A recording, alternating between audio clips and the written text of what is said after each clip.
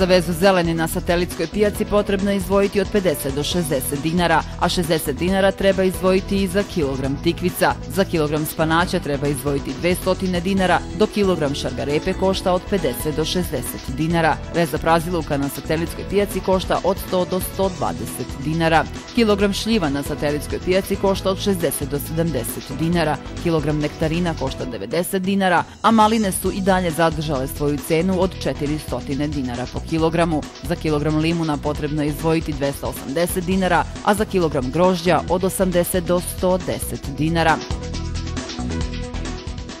Veza zeleni na kvantaškoj pijaci košta od 20 do 40 dinara, a istu toliku svotu novca potrebno je izdvojiti i za kilogram tikvica. Spanać je značajno jeftiniji na kvantaškoj pijaci gde kilogram košta od 120 do 150 dinara, a za kilogram šargarepe potrebno je izdvojiti od 20 do 40 dinara. Praziluk na kvantašu prodaje se na kilogram, a kilogram košta od 50 do 70 dinara.